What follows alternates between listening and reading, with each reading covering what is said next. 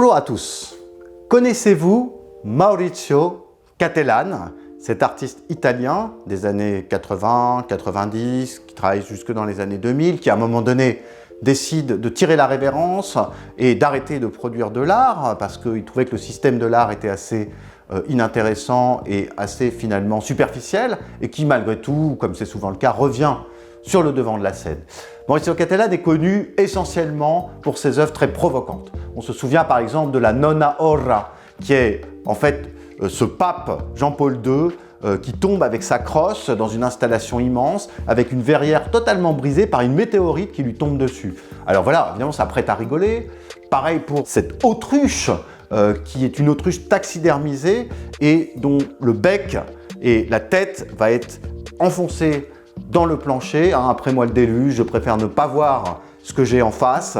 Je me cache comme une autruche, mais alors évidemment pour le collectionneur, ça veut quand même dire de briser son parquet pour arriver à mettre la tête de l'autruche à l'intérieur du parquet. Alors il va faire comme ça énormément de facéties en quelque sorte, mais qui en réalité vont bien plus loin que ce que l'on peut imaginer au premier regard. Je pense à des pièces importantes comme par exemple Him. Alors Him c'est quoi?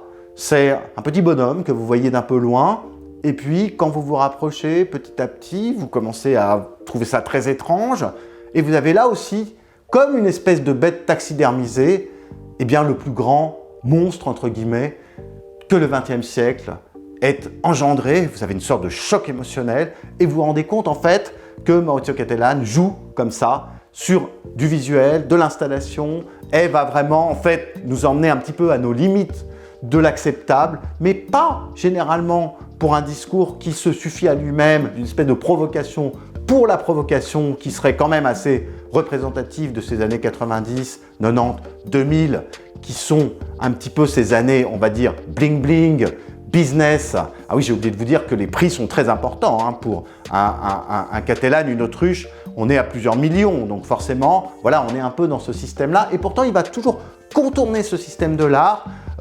Dernière petite anecdote pour vous montrer dans une carrière extrêmement riche, avec parfois des œuvres qui sont franchement classiques et émouvantes même, il peut aller jusque-là.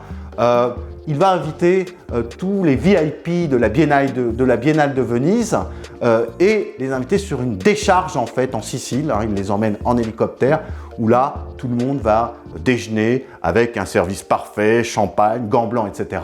Évidemment c'est une manière de se moquer du système de l'art contemporain, du quant à soi et de la manière un peu snob dont parfois les curateurs, les critiques d'art, les galeristes entre eux décident qui est bon ou mauvais artiste. Voilà, quand même un artiste vraiment à découvrir pour dépasser un petit peu le côté purement provocateur et la première image qu'on en a. Voilà, bienvenue dans le monde étonnant de Maurizio Cattelan.